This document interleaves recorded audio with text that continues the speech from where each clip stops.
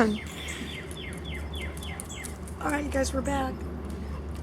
Anyway, what we've got here is, again, a dog, and he looks a lot, you know, just on the videos. If you saw him, he could be the body double for some of these other ones, except for his actions and everything aren't the same. So this is a 5-year-old dog that, remember, killed a cat and attacked every foster dog it could. So, you know, and if you said, well, what are you doing different? Well, I'm changing the story in that I'm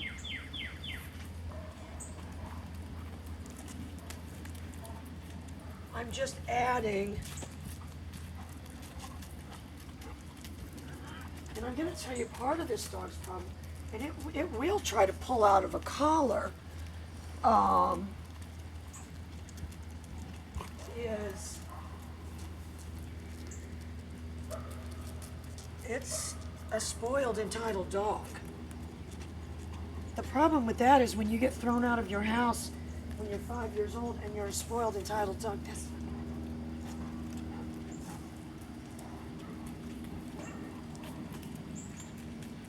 so I did the pager right there when the leash got tight, but I just kept moving.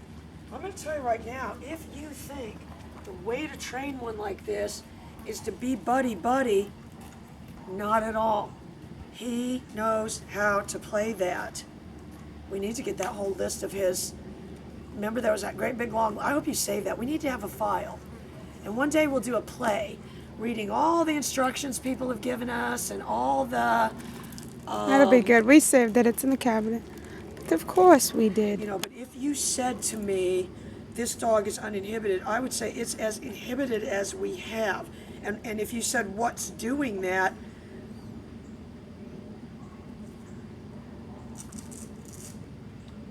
It's, you know... It's tense. Well, no, it's, you know, and I don't want to say it's the collar, because we've done a little collar conditioning with him. It's, I honestly think it has something to do with the proximity of a human. He has never met a human that he thought had any level of intelligence. If you think I'm going to suck up to this dog and go, oh, you're the prettiest lab I've ever seen, hell no. And that's how you've got to be. If you want to come in there, and it's going to take a long time, but I'm going to, you know, if you said,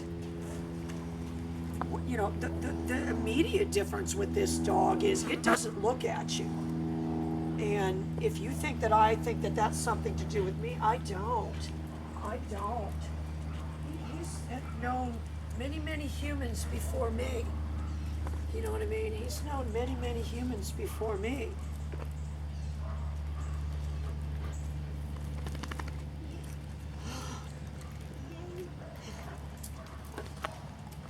Okay, so now you're saying, why are you being friendly? I'm going to tell you why I'm being friendly. I'm playing the affable card on him. I'm playing the affable card on him. You know, if you said bigger picture, how do you get him looking at you? You know, if you said describe how you can get him looking at you, well, you'd have to say it in 2 words. But if you said, how do you get him looking at you in 2 words, I would say food and indifference. Food and indifference.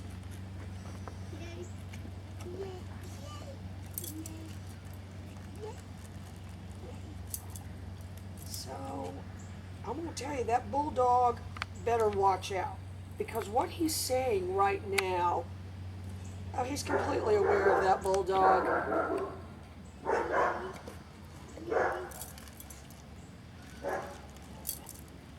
So, you know, and what I'm saying with that is, if loving me is right, you don't want to be wrong. No, it's being off Facebook's helping me already. My thought, Yeah. It's not being interrupted, I guess. Who knows? Now we're going to focus on more positive things. Maybe it needs to be Happier interrupted. things like Chuck E. Cheese. Maybe it needs to be interrupted. And neon jackets. Yes. All right, so again, if all I'm saying to the dog, is look at me, and really, and I mean, even right there, if you said, what's that, I would say that's given to the pressure.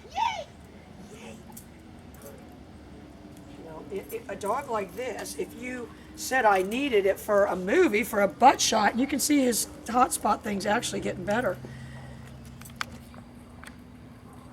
Yay! You know, if you needed a tail to wag. But again, I'll tell you what the wrong move would be. You gave me the shake off right there.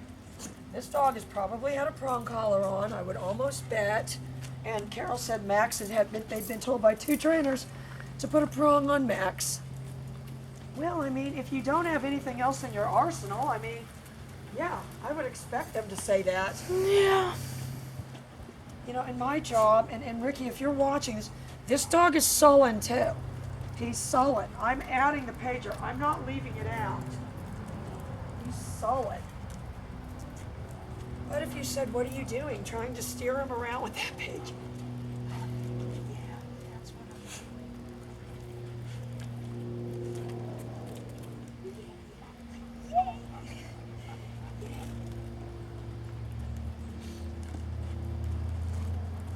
You know, and if you just said, you know, when I first met somebody, yay.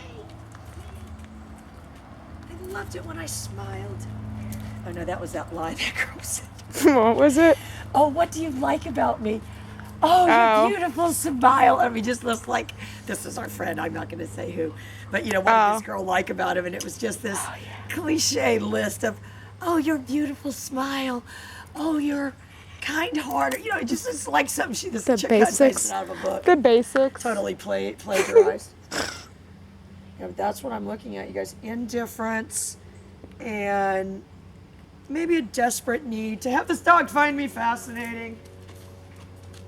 You know, but you're not going to do that, a dog like this, you know, we're talking about a 5-year-old dog, by trying to coach him into being your buddy. He's worked every type of human. He's worked them all. They've all said, oh my God, what a pretty lamb. Oh, he's the prettiest dog we've ever seen. He can do no wrong. He can do no wrong. But what I'm saying to myself is, you know, I'm saying to myself 2 things. I need to be able to conjure that behavior, and I need to be able to make that behavior a bigger part of the dog instead of the, and on some level I have to, you know, extinguish, and not even extinguish, I mean, attempt to extinguish, you know, as much as possible of the bad behaviors. But that's later. That's later. You guys.